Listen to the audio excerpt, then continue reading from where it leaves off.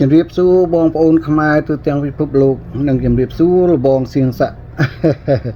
ខ្ញុំសូមបញ្ចូលខមមិនក្នុងវីដេអូនេះបន្តិចសូមទស្សនាដូចតទៅទៀតណាសូមអរគុណទី2តើពូណាអ្នកជួយសម្របច្បាប់ឲ្យចៅយួនឆ្លៀនពៀនវាទីលេទឹកដីកាន់កាប់កម្ពុជាប្រឡាយពូជសាសន៍ខ្មែរខ្លះអញ្ចឹងយើងប្រើពាក្យអ្នកណាដែលជួយសម្របច្បាប់ចៅតើដែលយើងមើលឃើញថាជួយសម្របច្បាប់ចោលហ្នឹងសម្របយ៉ាងម៉េចព្រោះយើងដឹងថាដោយរាជរដ្ឋាភិបាលនេះចោលលួចបង្កើតទេយួនវារៀបចំទេហើយយើងប្រាប់ទៀតថារាជរដ្ឋាភិបាលនេះវាចោលទេអញ្ចឹងអ្នកណាដែលគ្រប់គ្រងរាជរដ្ឋាភិបាលហ្នឹងគឺគ្រប់គ្រងគឺជួយសម្របច្បាប់ចោលនោះឯងអញ្ចឹងខ្ញុំឆ្លើយខ្លួនឯងជារឿងដែលខ្ញុំយល់អញ្ចឹងក្មួយយល់យ៉ាងម៉េចខ្លះឆ្លើយខ្លួនឯងចុះដើម្បីឲ្យអ្នកក្រោយដឹងកុំឲ្យជួយសម្របច្បាប់ចោលតែជួយសម្របច្បាប់ចោលអញ្ចឹងវាអត់មានថ្ងៃចប់កិច្ចព្រមព្រៀងប៉ារីសត្រូវគាំងរហូតដោយសារអីពូនេះវាខ្លាំងដោយសារតែវាបានសម្លេងអ្នកគ្រប់គ្រងនេះឯងដូចអ្នកហៅរាជរដ្ឋាភិបាលកម្ពុជាលោកនាយករដ្ឋមន្ត្រីអូសម្ដេចនេះសម្ដេចនោះអានឹងសិតតែជួយសម្របច្បាប់ចោលហើយព្រោះសម្ដេចនេះសម្ដេចនោះវាកើតពីរាជានិយមណាអ្នកបង្កើតគឺយួនមានរៀបចំបង្កើតមានណាបោះឆ្នោតឲ្យបង្កើតរាជរដ្ឋាភិបាលអត់ទេ93មិនបោះឆ្នោតបង្កើតរាជរដ្ឋាភិបាលណាឧនតាបោះឆ្នោតបង្កើតសភាធម្មនុញ្ញតារើសសភាធម្មនុញ្ញអត់ទាំងបានហ្មងវាលួចបង្កើតរាជរដ្ឋាភិបាលក្បាល2នោះហើយអ្នកដែលហៅតាមរាល់ថ្ងៃហ្នឹងនឹងសិតតែអ្នកជួយឲ្យជួយសម្របច្បាប់ហើយតាមពិតវាខុសច្បាប់សោះហើយជួយសម្របច្បាប់វាទៅរាល់ថ្ងៃរាជរដ្ឋាភិបាលរាជការកម្ពុជាអត់ទេកម្ពុជាអត់មានរាជរដ្ឋាភិបាលទេកិច្ចព្រមព្រៀងប៉ារីសខ្ទប់រួចអស់ហើយអត់ឲ្យរបបចាស់កើតទេជំរាបសួរបងប្អូនខ្មែរទូទាំងពិភពលោកនិងជំរាបសួររបងសៀងស័កវីដេអូនេះខ្ញុំសូមមានសំណួរខ្លះចំពោះរបងទៀតណាអំពីរឿង$23អីហ្នឹងដែលរបងថារាល់គ្នាត្រូវតែគោរពច្បាប់$23ហ្នឹងណាហ្នឹងហើយតើ$23ហ្នឹងមានឥទ្ធិពលទៅលើអីខ្លះទៀតណាហ្នឹងហើយពីព្រោះខ្ញុំឃើញការដឹកនាំរបស់តកូលហ៊ុនសពថ្ងៃនេះគឺគេមិនខ្វល់អំពី$23អ៊ុនតាហ្នឹងទេបាទគេអត់មានដើរផ្លូវហ្នឹងទេឯសំណួរទី2នោះចំណុចត្រង់ថាខ្មែរយើងមិនទាន់មានរដ្ឋាភិបាលដឹកនាំស្របច្បាប់នៅឡើយទេអូខេតើបងយល់នឹងចំណុចណាខ្លះដែលថាខ្មែរយើងមិនទាន់មានថ្នាក់ដឹកនាំស្របច្បាប់នោះបាទពីព្រោះហ៊ុនសែនដឹកនាំប្រទេស47ឆ្នាំឥឡូវហ្នឹងអន្តរជាតិគេទទួលស្គាល់ពេញលក្ខណៈហើយថាតកូលហ៊ុនជាអ្នកដឹកនាំប្រទេសហើយបាទហើយចំពោះហ៊ុនសែនវិញណាមានឈ្មោះចារក្នុងប្រវត្តិសាស្ត្រក្នុងពិភពលោកហើយមានប្រវត្តិសាស្ត្រចារក្នុងពិភពលោកហើយអ្នកដឹកនាំកំពូលក្នុងពិភពលោកស្វែងរកសន្តិភាពឲ្យប្រជារាស្ត្រនេះហ៎របងប្រវត្តិហ៊ុនសែនណាចេញមកហើយចេញជាសិភៅមកហើយនៅ Amazon ខ្ញុំឃើញមុនគេផ្សាយចេញពី Amazon មកសិភៅគេបង្ហាញរូបហ៊ុនសែនហើយគេថាអ្នកដឹកនាំកំពូលក្នុងពិភពលោកបាទអ្នកដឹកនាំកំពូលក្នុងពិភពលោកស្វែងរកសន្តិភាពបាទឯចំណុចដែលហ៊ុនសែនដឹកនាំប្រទេស47ឆ្នាំនេះណាខ្ញុំឃើញកាលាគេទប់មិនអោយបកប្រឆាំងចូលចុះគឺជាល្បិចខ្ពស់របស់គេមែនបាទហ្នឹងណារបងខ្ញុំគោរពចេញពីបេះដូងខ្ញុំឃើញអញ្ចឹងខ្ញុំសរសើរគេហើយបាទ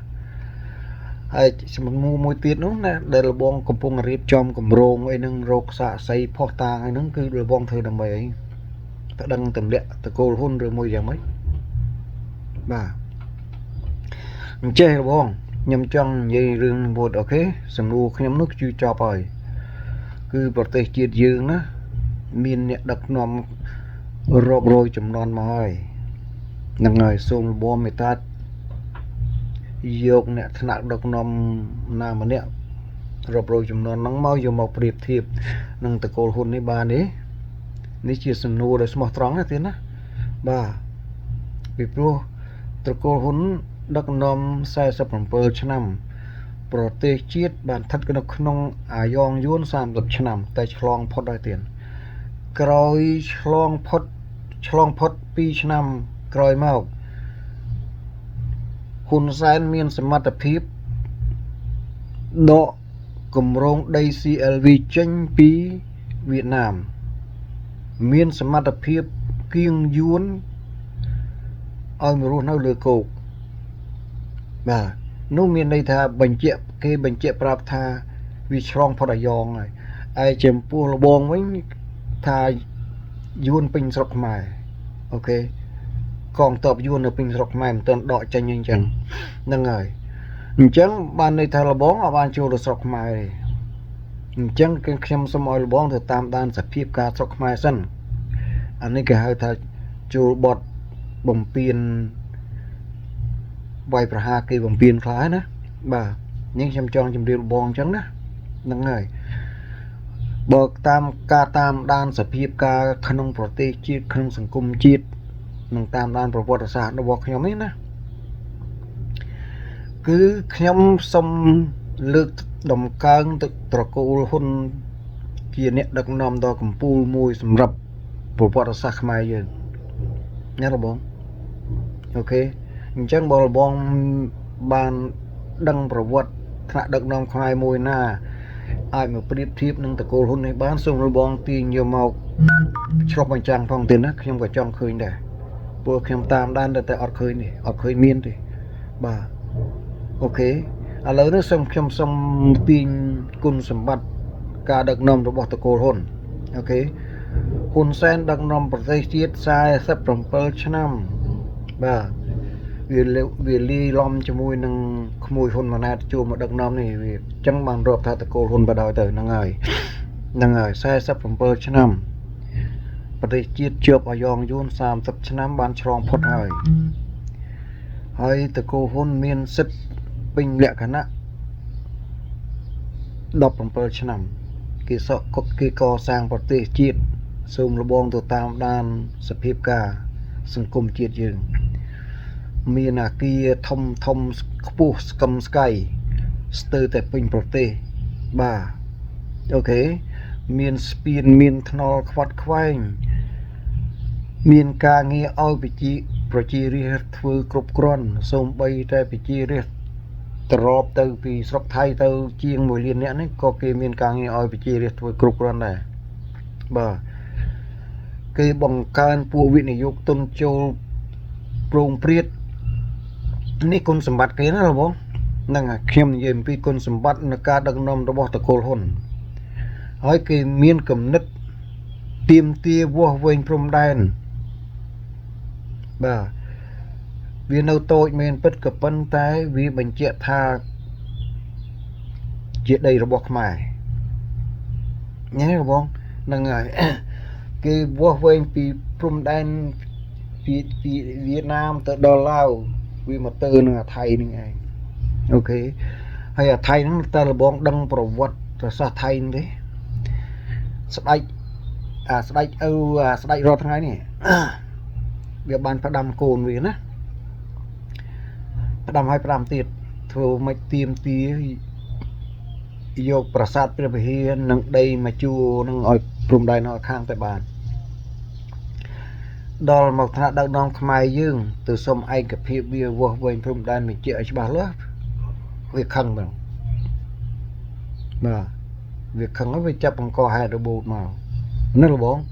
អានេះខ្ញុំនិយាយរឿងពិតហើយហ្នឹងហើយទៅតាមដានដននេះមកវាបង្កហេតុជាមួយខ្មែររបូតមកហ្នឹងហើយ